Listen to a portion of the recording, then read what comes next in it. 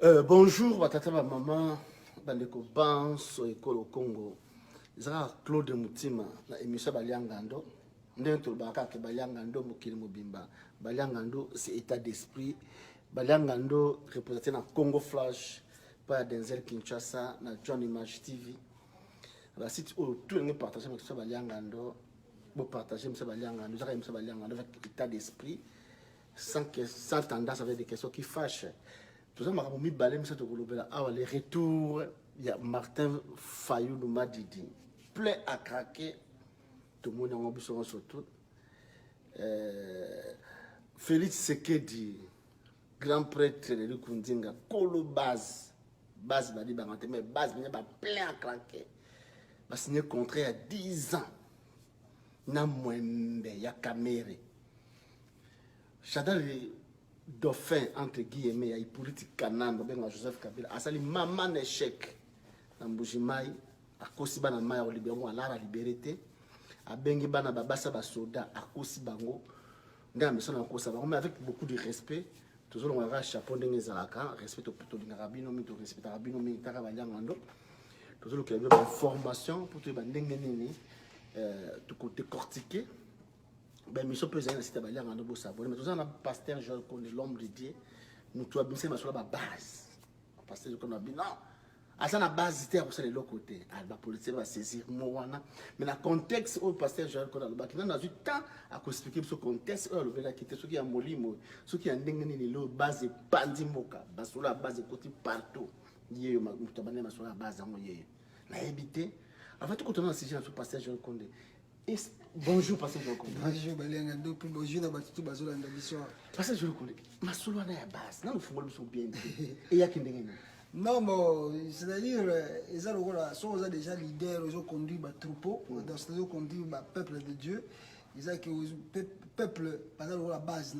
Ils ont visionnaire dans quatre églises, ils ont dirigé bango, ils ont orienté bango, mais toujours les leaders tout autour, il y a des conseillers, des diacres, des anciens de l'église. Le secrétaire général parti, voilà, on a des bases parce que c'est-à-dire quand le leader fait quelque chose, on va expliquer bango, qu'est-ce que nous devons faire. Bon, on a une vision de la photo qui est on a pu accompagner cette sélection. Non, tout ça la beauté, mais leader a leader, c'est comme Moïse tant on conduit tout ban Israël à mission en Égypte, bazo ya nzela, ba commis quelque part, nzamba yabisi et Moïse a qui charge ya yemoko. Si bon frère là et ayo ko que Moïse ndiko conduit peuple boye yo moko okokate joie bato baza la pembe na yo et bato na ba accompagner la vision na yo, c'est-à-dire base ya accompagner rendre leader na vision na yo. Vous comprenez? Bon, moi je me suis étonné hier na yo qui mais tout banana nous tant on qui esprit à base wana mais on a cet esprit mais là cet esprit c'est ça tant on a déjà moto zo ko conduire déjà église oyeba signification ba benga la base. Donc on a expliqué donc ce qui Moïse ba beau-frère na yaki a ebisi que aux en charge les qui trop il faut ce ko lingi joa bato yo bando za pembe na yo bakinda ko sa maka mususu mais yo ndezwa inspiration pa nzambe oye apo expliquer bango boyo kanga base na yo et puis ba expliquer peuple pour bokende malam. C'est comme ça la base fonctionne. C'est-à-dire leader aza leader atika azana tout autour azana ba conseiller azana bato belé et bazo ko accompagner et puis bato wana yende ton leader a lobby a pandi pa na bango bazu bake ba pandi na base et non base après ça non leader base akoya na moi idée moi idée akoya na idée akoya nango idée on a peut aider mais c'est-à-dire mais dans toute chose c'est le leader toujours qui voit loin il limite à orienter base. Mais dans le contexte il y a le lobby notre comment on a fait c'est quelque chose allé à passer qui ayo que les bases ba comment condamner ba c'est les banzembo ba base ba dibanga ba base ce que vous entendez ça erreur bien ils ont ba mauvais calcul à comprendre qui peut-être bon ceux qui bato ba salé ceux qui bato ba Félix a salé erreur ils ont erreur parce que l'erreur c'est quoi parce que ils ont le corps là ba dicter leader conduite. Et Moïse a une expérience, on a expliqué que Moïse a réussi à ban Israël. Nzamba bisi ngato kende bo. Nzamba bina ngato sala bo ban Israël ba tomboki. Oh non, pourquoi yo kenda ka yo kanzambe? Oya ko bisa biso makamba. Biso to lingi sulu ko nete. Biso mo pe to ngito yo ka nzamba. Ali tango ba nzamba bela ko ba bino bo lingi ko yo ka mutna pesi minute. Moïse yaka na bango. Tango Moïse azo mema bango ba ke ba moni makambo nzamba bisaki bango ba fukami ba bin Moïse pardon. yo kende yo kwa kasi nzambe na yo oya ko yebisa biso to landa yo. C'est comme ça les choses fonctionnent. L'idée même dans un contact na makambazo mona na vision oya zanango aya ko expliquer na bino bokei nzela bozo ke contexte à Félix c'est quel c'est quoi na contexte à Félix c'est quoi erreur ezali parce que leader ayoki base or conduite wana egoyi ko mema pe échec na yemba la moko total ya makambo na zosala. Ah, chacun se fait avec la popularité Félix Azanango. Bon, ce n'est pas la popularité parce que la popularité change à Nango. Popularité change. Mais soit bien quoi ça parce que tout le monde a un exemple de la Bible que les gens étaient des leaders pleins à craquer, mais arrivé un moment en disant que je ne suis plus avec toi, je ne suis plus avec toi. Mais pour le moment, c'est pas bien ça sur la Félix. Non, non, le bongoté, le lobby dans le contexte,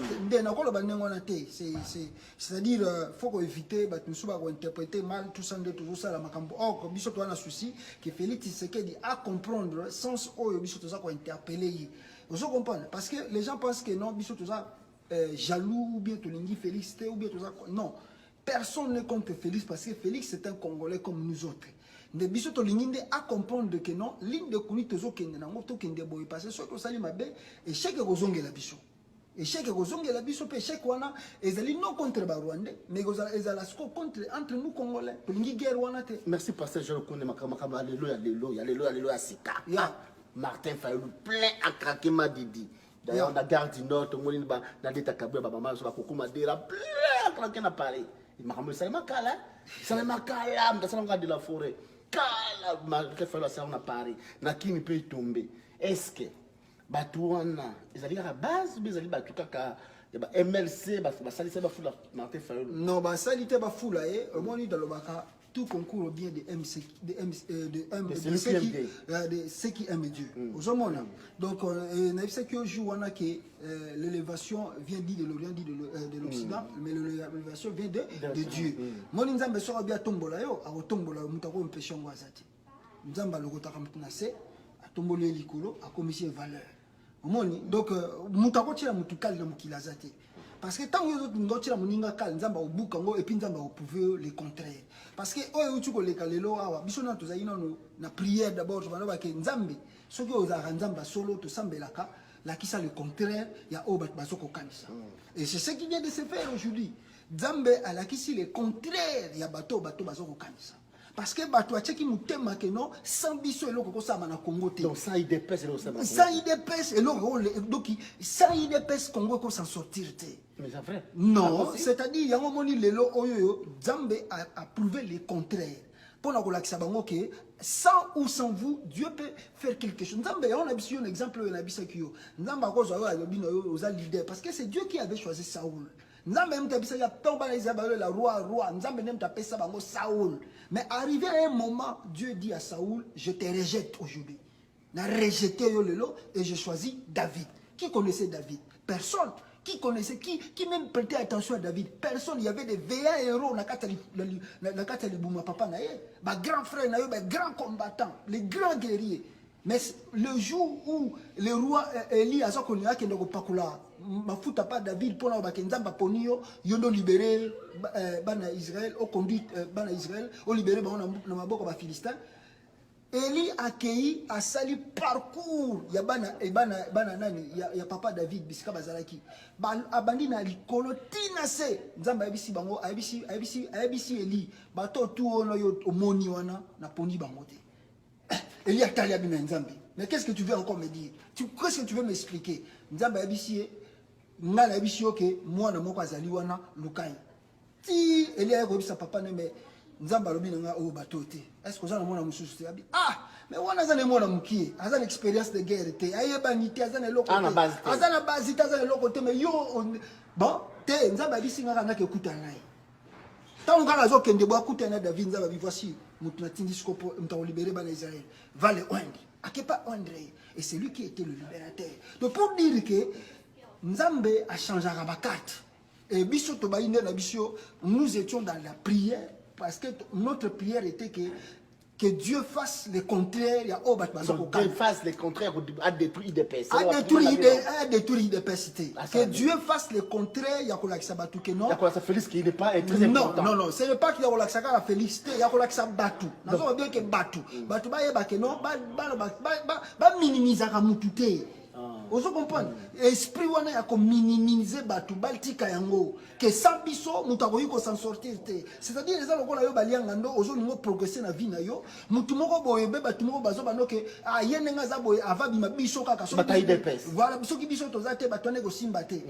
Yango na sko nzamba confondre bango lelo pona ko lakisa bango ke ngai soki na bina poni mutu wana na poniye bino bokosa la rien. Le passage je le connais aussi en Nzambe toujours parler dans contexte mbale toujours autant que pasteur et tant que politicien. Mais c'est ça que j'explique aussi. Mais justement mais pasteur ce que toi ce que tant que Moussa Nzambe là tu as costume pasteur là pourquoi dans le politicien Martin Fayulu engagement donné avec par Félix Tshisekedi. Oh bah sur Félix Tshisekedi. Oh, le nom de Dieu est maté. Non, se défendre. C'était le... Pourquoi respecter pas ça? Non, écoute, ils ont qui consensus. Il y a qui consensus. Non. C'est une question. Il y a un consensus. Le but que ceux qui ont bien, il y a encore pas où ça na caméra. Oh Félix, pas où ça na caméra. Consensus, c'est ça qui. Ceux qui ont Félix, na ponio, au bini président, na Martin, na bini premier ministre. Ceux qui ont Félix au bimi président, ils ont Félix au bimi premier ministre. Les consensus. Bon, c'était ça consensus politicien. Bon, signer le condamné on a dit que non tout ça il boy contraire na biso, boy nande tout ça kende. Mais tant ba commis sur les places, au lieu ba que na consensus ba yo kelaki. Et Simbité, consensus, on a payé, et ça, voilà pourquoi ils ont fait 3 jours à Genève pour la baluka Nanya Koiko Bima a conduit. Et sur ce, va monique le quoi, la consensus, token de Sikoyo, na vote. Donc c'est-à-dire que exactement que non Fayulu lesquels Félix ou bien à cause Félix était bah yo kana qui na consensus que ça qui consensus c'était que non ce va si consensus ce qui Félix est même qui président Fayulu voulait être derrière Félix pour que à la première ministre et si Fayulu était sorti président Félix à la cima Fayulu pour Félix à la première ministre c'était ça il a pas bon la première ministre bon c'est na habité sur wana mais consensus ouais Genève ça qui ndengwana mais tant ba komi kuna ba yo kana na consensus c'était bon to kende kasina na vote. C'est comme ça que Bakendeki na vote. Et vote comme ça là que non, Fayulu a bini président. Parce que je connais toujours que madame si j'ai amené tout comme il y a Félix Tshisekedi mais il y a caméra Félix Tshisekedi. Et plutôt comme à Chadari on est dans la distraction. Tout parler si comment ba que Moïse Katumbi. Oyo abibisa oyo tuna as ex tuna na ebité tout qui bozonga ne lisusu. Ex tuna oyo abimisa ki corps et âme na ye pour na ko soutenir Félix Tshisekedi. D'ailleurs papa Tshisekedi, Félix Tshisekedi. Papa Etienne Tshisekedi a mis la larme, tout. Na suka masolo a poignardé Félix na Mokongo pasteur Jean Lukonde. Est-ce que moi to quelqu'un ba trahison? Non, c'est on a ce batunde bazolo ba. Ba fenda ni Jean-Marc Kazada, Jean-Marc Kabund, ça c'est pas n'importe qui. Kabund c'est vraiment un monsieur. Bon, je ne sais pas comment le qualifier, mais de toute façon, on a le contexte, moi, ma sœur, donc, moi, je n'ai pas ce temps. Jean-Pierre Mbemba, qu'on a déjà Jean-Pierre Mbemba, qu'on a des musiques, tout qui a été lobby, tout le monde a comme rôle d'y jouer, la carte pour détruire Félix Tshisekedi. Bon, voilà. C'est quoi, on a expliqué. Le problème est aboué. Tant que Kenda qui est à Genève, il y a un candidat, il y a un candidat, Félix, il y a Katumbi plutôt abagi que non candidat na ezali Félix ba comme kuna consensus c'est simbité ba na vote sali que quand va voter premier tour Félix na kamere ba s'éliminer parce que et là on a zo kamwa ti le londe ba signer ba contrat Félix a boyi ko voter kamere a boyi ko voter Félix ils se sont neutralisés entre eux ba se neutraliser ba on mi balé. Maintenant, Fayulu qui a voté Matungulu, Matungulu qui a voté Félix, Félix qui a voté Fayulu et Kamere qui a voté Matungulu, Babimi a 3 voix, qui est deuxième tour. Mais pourquoi pas que Matungulu a voté Félix? C'est un tribalisme. Non, on a évité ce que tu as contexte de tribalisme dans la quantité. Tu as contexte de trahison. Trahison pété, ils ont foutu les autres pour que vous savez l'élection. Marque d'engagement. Et là, on a un mot en année. Non, ils ont monté, ça l'élection. C'est que de voter. Mais maintenant, Matungulu a voté. Non, c'est pas ça. Ça choix na ngai ti yoko forcer na choix na ngate choix na ngai za ngai okozala za mukongo za mulubo za mushwayi za mungala choix na ngai ya ngai yo to koloba na ngake no yo kola ngai za mukongo yo za mukongo ko voter na mukongo te za choix na ngai Si on a bien voté Félix, c'est mon choix. Mais vous avez quand même non,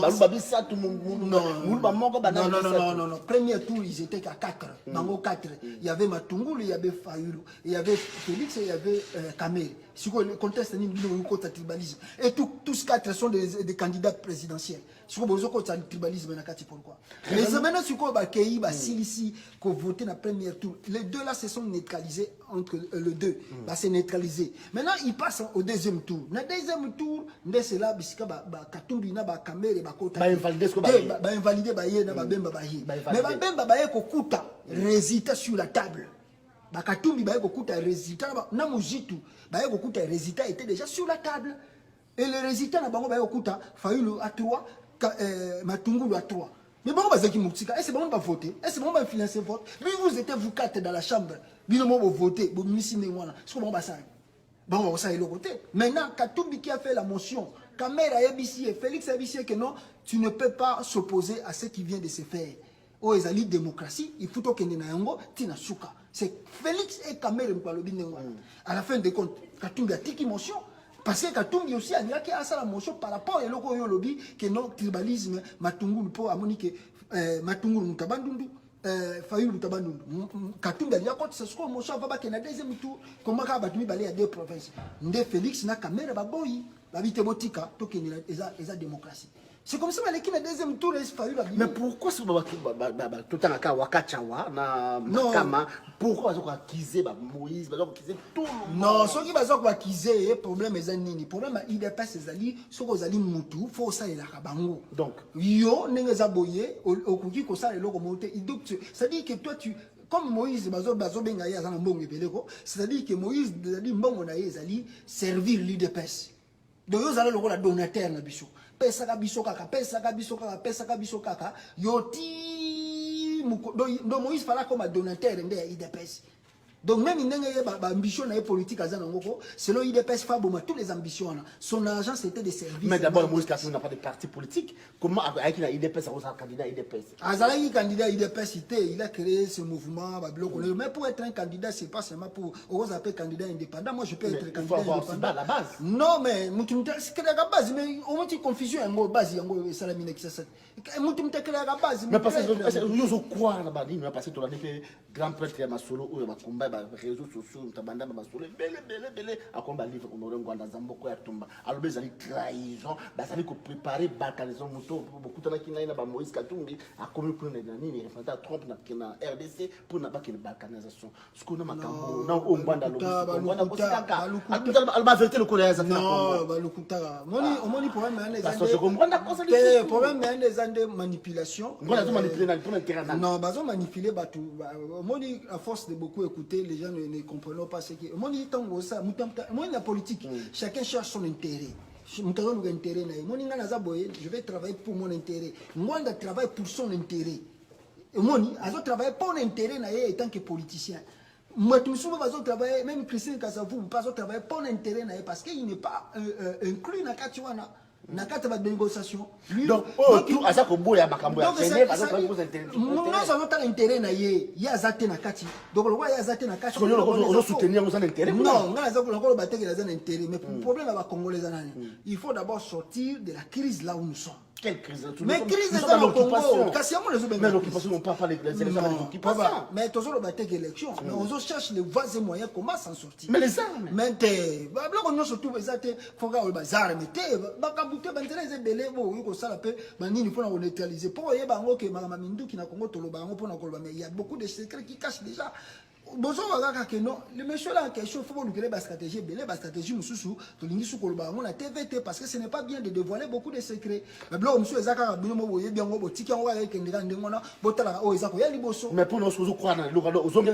non, c'est pas question Zongeli.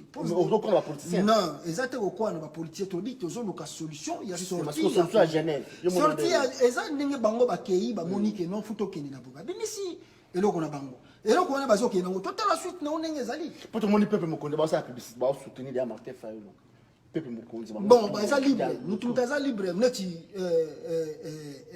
Le monsieur ici, au balbagi nani Alempela ayembeli Félix mutu ça libre Ayembeli Félix ayembeli Félix déjà ntembo oh mongala ayembeli mais non à supporter il est libre donc il peut faire ayembeli Martin Fayulu bon on a habité sur ayembeli va inviter mais il a fait son choix ya koyembela ayembeli na yeye c'est son choix il est libre voilà donc ninga pe ba boketu ba soutenir Fayulu baza libre c'est leur choix na ko bana mutu te que non pourquoi yo yembela Fayulu pourquoi yo yembela Félix non mutaza libre ya kosala choix ya lingi.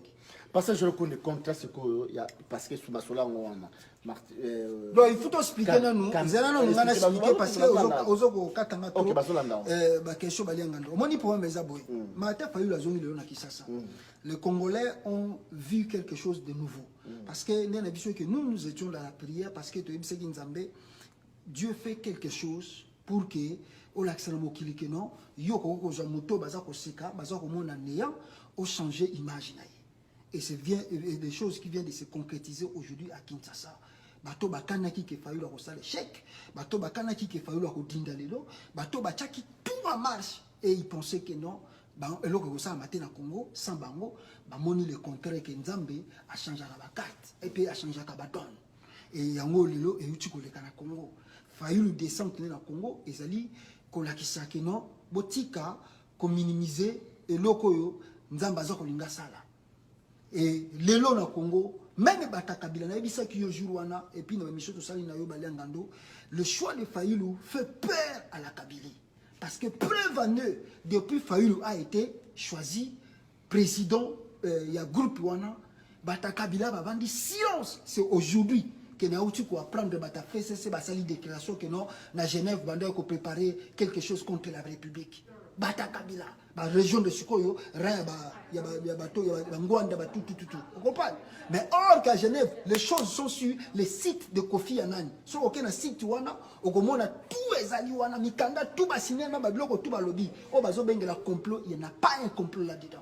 C'était juste de les aider à comprendre comment nous allons faire pour tous Bimana, Bissika Otozali, Bissika Congo Ezali. Et voilà le pourquoi Bata Kabila bazui bakota qui déjà malili pour ba yebi qui est Fayulu. Et ils étaient un combattant. Voilà, et ils étaient trop sûrs qu'avec Félix peut-être à la fin ils pouvaient sortir la carte là des diplômes. À la fin bakoy ko bimisa bakam na ba on sou ba négocier na ba ibiza banini parce qu'ils ont les documents. Mais les lots ba yo comprendre même Kamere aussi ils savent que non mutumo botoko jongler pe ba yebi qui est Kamere ba ko benga pe na nenga kuzu ba bo Kamere tika nana Shadara Lika yo za premier ministre Kamere va accepter. Mais avec Fayulu ba yebi que non le combat sera grand maintenant. Grand combat et c'est ce que les Congolais viennent de faire aujourd'hui démonstration au ba Congolais ba sali le long na Kisasa na yebi sio bata Kabila ba yebi déjà que il y a un grand challenge zoya bocho na biso. Donc, parce que Fayulu aujourd'hui, c'est ça encore la consécration. Consécration, ça c'est sa consécration. Nous avons consacré pour nous que c'est toi maintenant le leader pour nous conduire sur le Makambo toujours. Donc, Agati Depes. Donc, exactement, Agati Depes. Donc, tu as profité de la guerre. IDPS, c'est ça partie à Congolais. IDPS, c'est sur la zone de nous allons accueillir IDPS parce que Félix, c'est notre frère. Félix Azande Konabiso, Toko la conflit. Félix, Soki, n'a eu un Soki. Soka Ozonga Nango, à revenir en arrière. Félix Azan le bienvenu parce que c'est un Congolais et c'est notre frère. Il est c'est ça, parti patrimoine à Congo et jamais Toko Kolinga Kozanaba, Nini Musika. Autres ont le juste pour nous Kolinga, faire voir que non, Nzelo Zokendeza Mabe, Zonga Nanzela Nabaninga, Bossa Habitumba Moko. Voilà et mais oyo lelo et la kisami na kata Congo baliangando je te mens pas ezali consécration ya Martin Fayulu par Dieu parce que Nzambe mende a prouvé le contraire.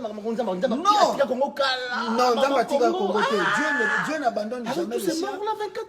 Nzambe abandonne au moins bana Israël, bana Israël deux fois passe dans mutema mais obi que bana Israël pour babimana l'Égypte ils ont passé 10 fois 10 pleux. Oh Nzambe Alexis Aliboso, Alexis Mibale, Alexis Misato, Alexis Mine, Pharaon résiste toujours. Il y a Mitan, Pharaon résiste toujours. Mais il y a 10e temps de Betaki, Banazeri Babimaki. Chaque chose a son temps. Ça peut durer, ça peut perdurer, mais un jour, Nzamba ebi eloko nini akosala, mais ngana ebi shoka que non, oh Nzamba uti kosala lelo na Congo, et ça consécration ya Martin Fayulu.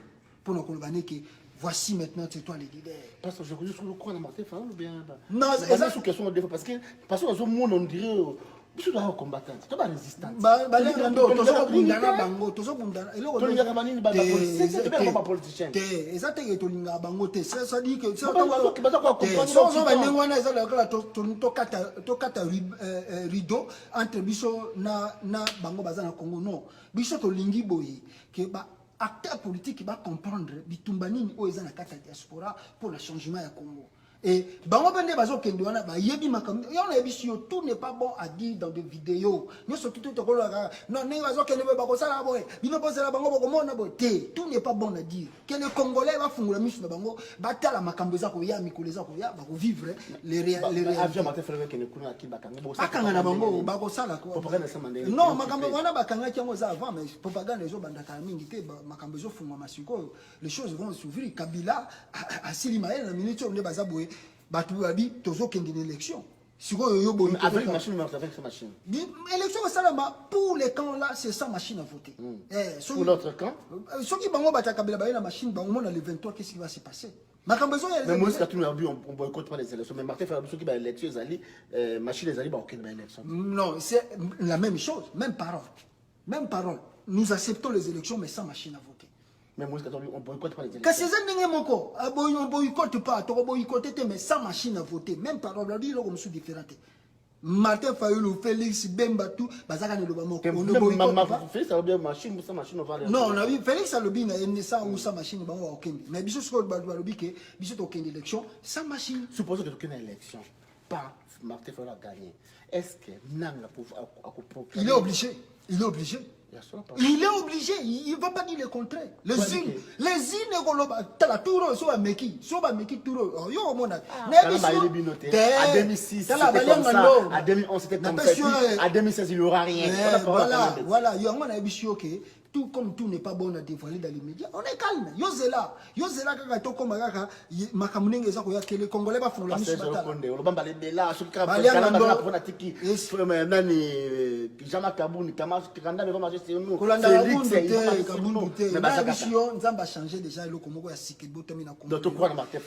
Donc, que les Congolais va faire la mission, donc, ce qui est sûr, un leader aîné, Martin Fayulu m'a dit, parce que je le connais, bon, Félix na Kamere va signer pacte, ce contrat, il a dit à Koba Bazali, bon, alors, il y a web sur Baliangando. Félix n'est pas au Félix a de connexion congolais.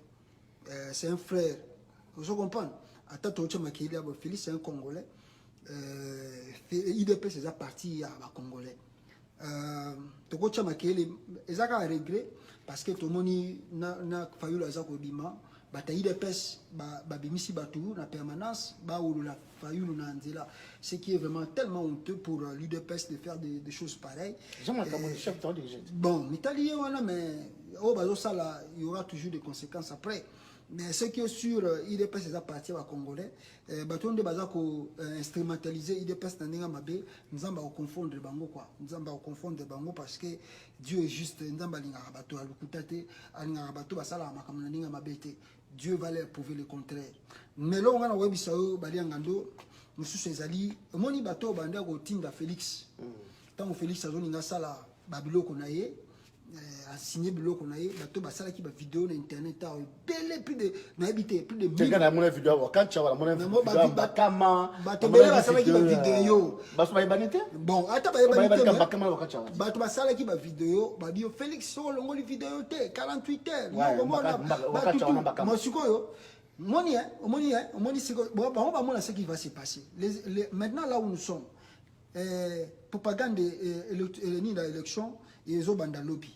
Ils ont banda, je crois, campagne électorale, ils ont banda lobby bien vendredi. Campagne bandi, non, je crois ils ont banda lobby j'ai dit.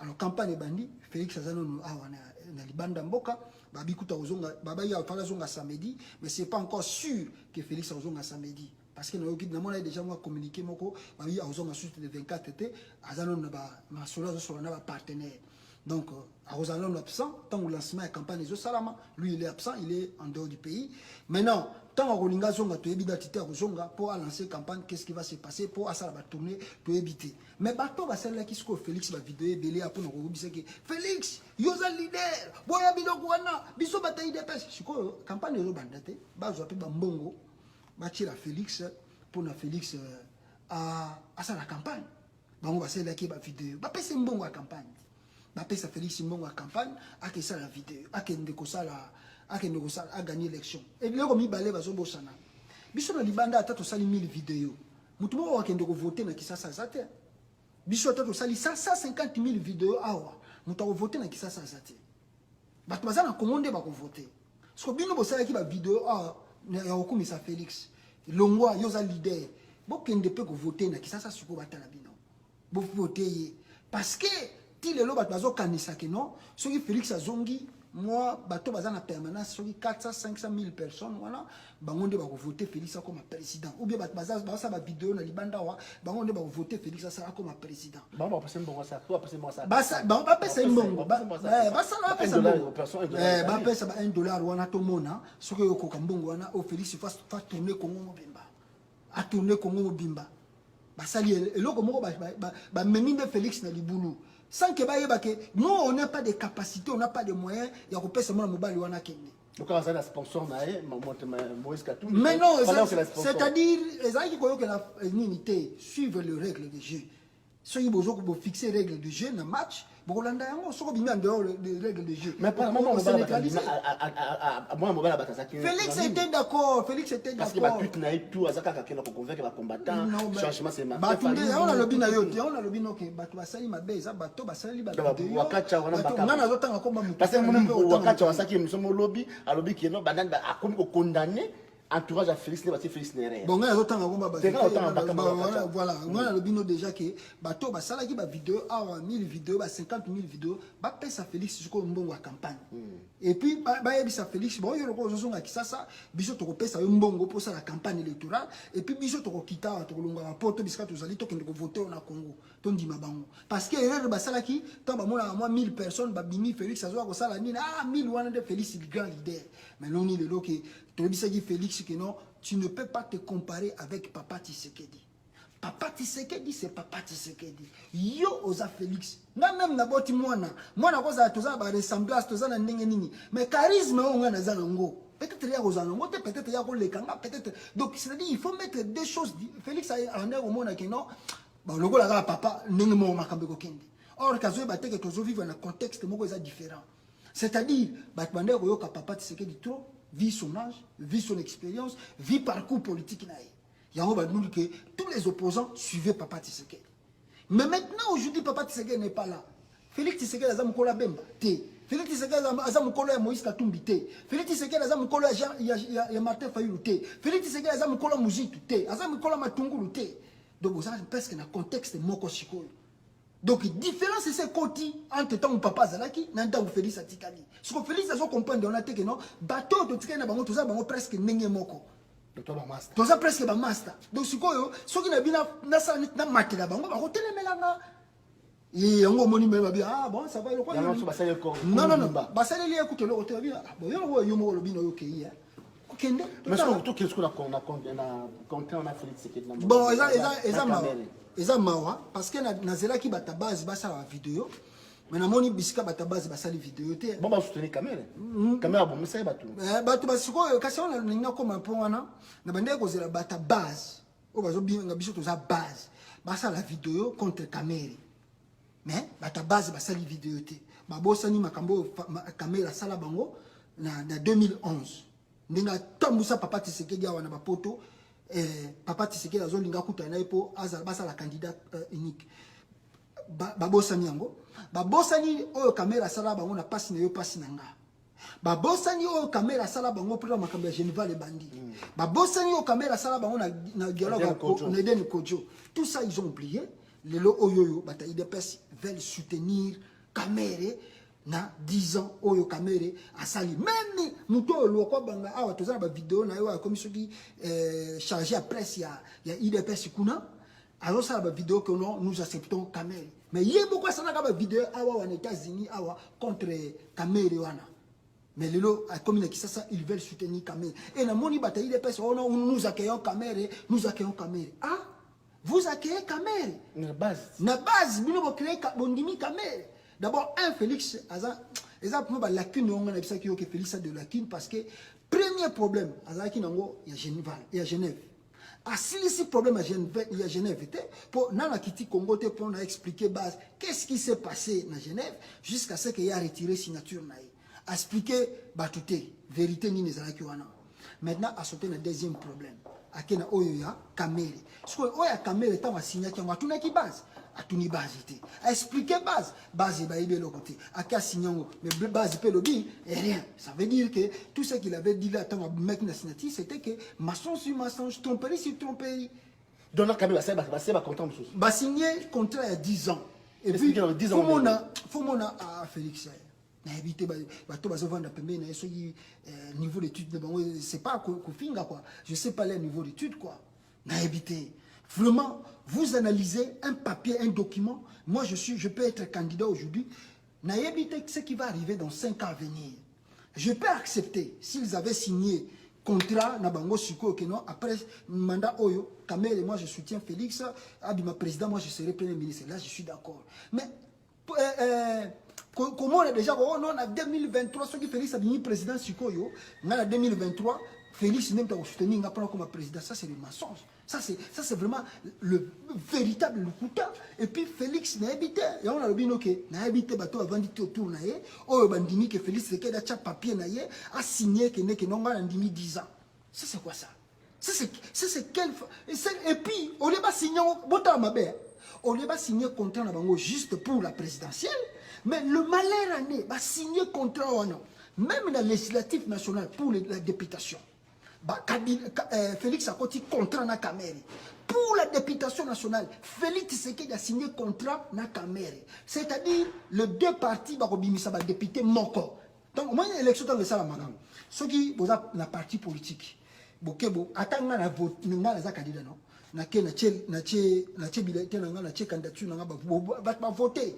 Parti na biso et qui par exemple 30 boakende baza ba député ce qu'on tant que voter va voter na parti na bino boza par exemple na 15 bato va voter on va voter ba député qu'est-ce qui se passe ba koyebi sa parti seigneur benga parti abisi bango que non bino boza na 15 députés au bazui ce que bino omindeni le parti décide awebi sa nanga abisi kona nanga bon nani bazui abimisi ba komba ba bazui papa abité batona bazui oyo longola cha oyo ndenge ça na parti politique ndenge suko Félix Tshisekedi ba oti ko signer contrat bango na Kamere qui veut dire encore ce qui le ba député ba bini Félix a na droit ko kabola ba député na Kamere na législative et puis mais base marmoté non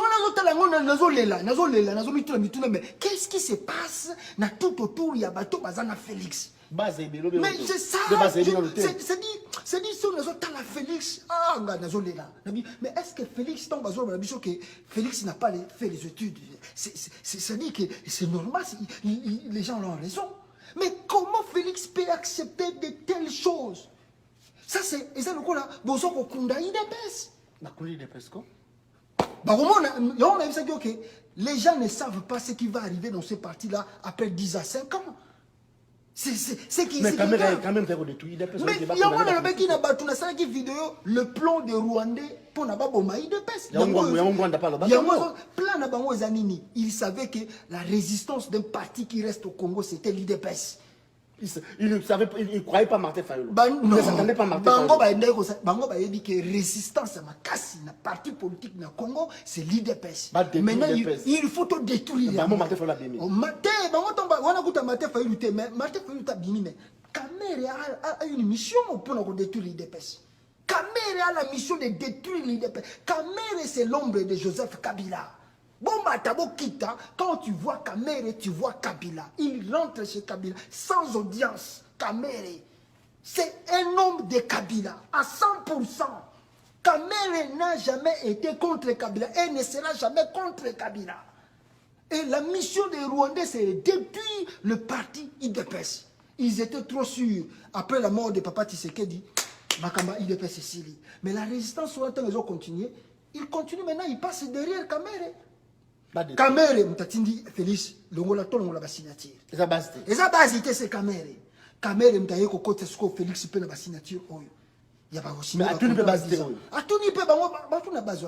La mission des Rwandais, il faut détruire l'IDPS. Parce qu'on n'a pas détruire partout là.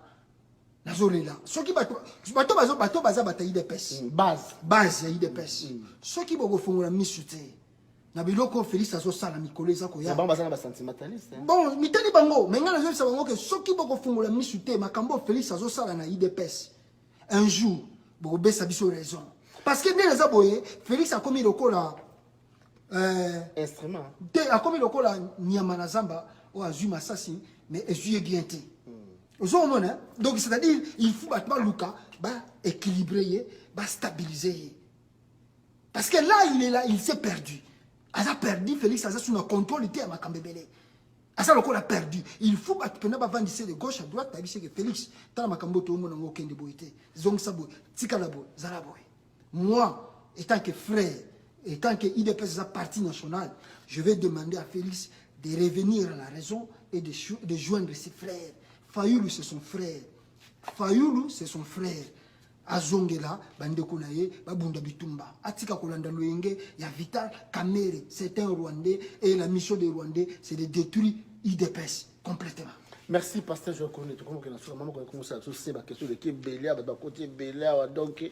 Na évité émission sur tout ba question ba toi parce que opposé mon économiste Joël Mabonda zawana parce que Joël Condé ce que yo Chadali a fait c'est ça la soda prétendant candidat prétendant président de la République prétendant dauphin mais alors ça la escroquerie ba magouille qu'est-ce qu'il y a là non on voter bango ba ensuite Ndeza boye PPRD mutako voter PPRD na Kongo azate. Yo komona. Mais pas bazo tricher. Ba ta bazo tricher mais mutako voter PPRD azate parce que prévu. Ba musa étudiant to comme 40 morts. Ba ko futa ngo ils vont payer tout ce qu'ils font là les. Est-ce que ba Félix bazo batiki ba Congo. Ba ko futa yango bato bazo sala na Kabila ba yeba ngo que tout se paye ici bas ils vont. Mais même là-bas que pouvoir batika ngo to ba na pouvoir ils vont. Ba kozala te non ata ba bon Mobutu kanaka otika pouvoir. Mobutu akana otika pouvoir atika ngote baloba te turo aneo bazokende aneo na forme tout bazokende ezala élection ezala makamususu bazokende aneo bazokende photo libérer Congo ezo sala libérer donc c'est-à-dire bango ata ba lobby omoni biloko wana Chada la kende ko sala lobby ezala ki mascarade omoni yo so mona pour mona ce véritable échec nae so mona candidat président so monsieur Labino Abimise Bino Bidja 86 milliards à 5 ans. Oh, d'abord, président Naye, Banda Kota Wana Nakata Congo, a commis ça dans le budget à 10 milliards. Mais Chadar a lobby dans 5 ans, je vais avoir le truc de 86 milliards. Et puis, on lobby que non, on va poursuivre le Kaka. Kabila Banda Kosa. Donc, médiocrité, la médiocrité. Parce que pour la ma belle bandi, et babeng si basa basoda ba ko zosoki banini basa basoda ba yabo mbongo ezate basa basoda kande zalaki bazuba kiti tu bazaki ona bakena ngo bakena mbujima ina mama campagne bo pesa ba chauffeur ba yaki na biloko banini ba mbongo na bango ba pesi ba chauffeur te kande zali ba chauffeur so bakangi ba biloko nini ona bakena ngo donc ça veut dire que escroquerie bango bazo sala lelo ba ko regretter mo mikoleza ko ya parce que peuple congolais mais basa si basa élection te soki ba ko sa yo lobi na yo na basa l'élection basa l'élection te Kabila sa komi na suka. Alors, cette fois-ci, on n'acceptera plus l'excuse. Donc, Kabila Nengezaboye, Anena Souka, et tant que ceux qui président à Congo, Bissomoko, tout ça, on pense à la communauté internationale, mais Bissomoko, Congolais, Makamboza, les gens à Messa. Qui décembre, ce qui va se passer dans cette. Bon, ce que toi, au Peter Pamo, parce que Moïse Katumba fait, c'est qu'il a assez bon interview, a commis un envoyé spécial à Koyana, papa moi dans le qui au détruit Congo, alors que la balkanisation, finalement, il y a la balkanisation. Non, type, te Holanda Biloko, on a été. Hier, à Rotiane, Moutako Loba, mettons, comme lui, là, il était hors fonction. Maintenant, il est en fonction, c'est autre chose différente. finaliser. Non, comment il va faire ça? Comment il va faire ça? Il va faire ça par quelle magie? Je pense que je connais quoi. Non. Moi, je dis toujours, quand tu es un homme politique, il faut toujours... Moi, pendant 20 ans, je dois continuer à parler. Je dois agir. Je dois être sur le terrain. Je dois faire quelque chose. Parce que dénoncer, ce n'est pas faire quelque chose. Tu dénonces pour faire quoi? Ce que je dénonce, je vais savoir l'information. Pour la salle, tant que je vais dénoncer, qu'est-ce que tu fais? Tu vois pas que non? Toujours critiquer Bemba, politicien, mais les Bemba agit. Les Bemba agit sur le terrain. Mais il agit, il vous appelle. Venez vers moi. Tu joues des photos qui n'est pas non. Est-ce que Bemba agit sur le terrain? Les actes sur le terrain. Mais tu ne poses pas des actes sur le terrain. Mais tu as posé acte. Non. Mais reste aux directeurs d'enseignement. Fais quelque chose. Regarde ce que j'ai déjà fait. Depuis 20 ans, 21 ans, tu fais que... C'est 100 000 informations à faire les comptes, nous fait quoi? Information toujours joyeuse, mais agis. Le problème, toujours, on a agi. On va avaler les informations, on connaît depuis avant qu'on dénonce. Bisous tout ça qui n'est qui ça non to bimi Congo te. To bimi Congo, to yeti le tout ça le banda awa, yeti le loi dénoncer kaka. Azo ko agir te. Ce qu'on va on a kaka ko agir, ko dénoncer, on n'a pas besoin de dénoncer, on a besoin que les acteurs agissent sur le terrain. Et moi je te dis Baliangando, il y a des choses qui se préparent na fin de l'année oyo pona kanam de régime on ekoya et to ko esa. Au moins dit Chada ni ngazawana biloko on a autour ça la budget on a 86 milliards on a coûté pour concrétiser et peu faut mon encore je regrette encore peut-être certains professeurs de l'université que les gens me pardonnent parce que je retire même mes paroles là quoi parce que non félicité non lobby boy parce que presque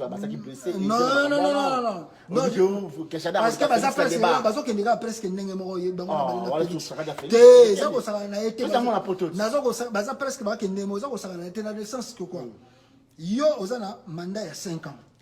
Chagari qui rentre là, Abik Azoke a 5 ans, il vous promet que dans 5 ans, je vais faire quoi? Il va créer 100 000 emplois dans 5 ans. 100 000 emplois. C'est possible qu'on ait un grand pays. Non. Raisonnons d'abord. Raisonnons étant que des humains.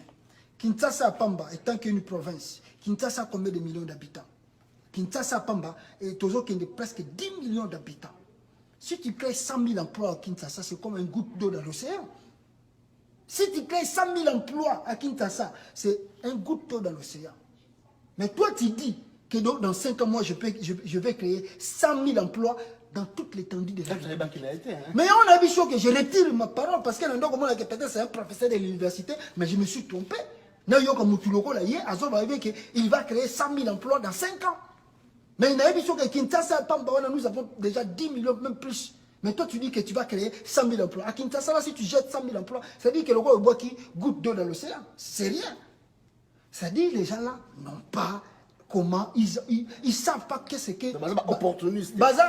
Des aventuriers qui se sont retrouvés dans le chemin de la politique. Mais Félix, dans le Biboye, parce que, toujours de la Chadal, parce que, Baliangando, moni biso sogo au pessimisme musa. Les avantagisme était à pas comprendre. Ce que nous allons na kiti na terrain boy, paf.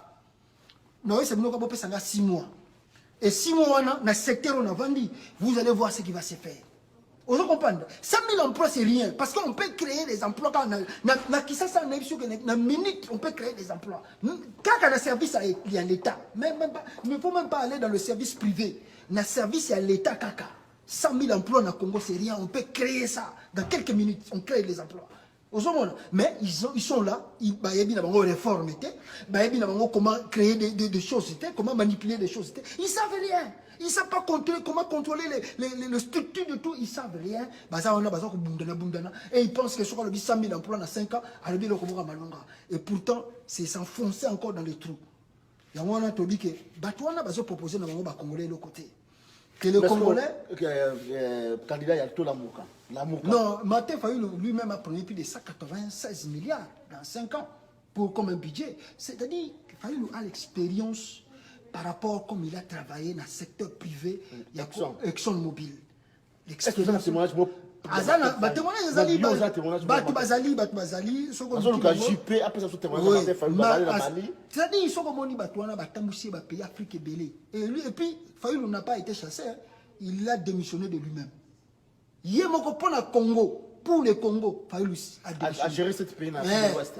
A démissionné Yemoko na volonté d'aller démissionner que non, je rentre dans mon pays pour servir mon pays. C'est-à-dire que l'expérience là dans le secteur privé, à côté de dans le secteur public, pour comment les choses marchent. Il a quand même cette expérience là et c'est bon pour le Congo. Donc voilà, parce que ceux qui ont mis la confiance à travailler plus de 7 pays, comparé avec son mobile, ceux qui si Fayulu était un voleur, il n'y a pas de depuis. Mais jusqu'à ce que nous ayons démission, c'est-à-dire c'est un bon travailleur. Accueillir avec honneur, parce que le lot sera bien zong l'élection, parce que Akenda qui était mais lui-même de son propre gré à Longwe. Un homme qui a cette expérience peut changer beaucoup de choses dans les pays. Mais Bachada Riwana, ce sont des voleurs, des aventuriers, on va se retrouver dans la chimie politique, ça n'a rien. Et d'ailleurs, échec n'a pas bandit déjà à partir d'un lobby. Na projet on a mis qui a 86 milliards, na 100 000 emplois. Et ça déjà échec total, il y a PPR de Mobimba. Donc, on a besoin pour la militaire. Merci, pasteur. Et puis, Kamere, il faut retenir le logo Moko. Maçon, je suis à Zosala. Kamere, maçon, je suis à Zosala, comme il a souka. Kamere, je suis à Zambala Tembego. Au moins, je suis à Kamere, Akitaka, na Goma, ou bien à Bukavu, à moins de Bakubambe Mabanga. Nous sommes sur la blague, bako bamba Kamere mabanga, Kamere sera nyati katanga à cause de la lapide, sera nyati ba Congo à cause de la lapide, parce que qu'on a tout déjà peuple là, toujours quand cette information que ceux qui Félix c'est notre frère, Félix a dans de Gonabicho.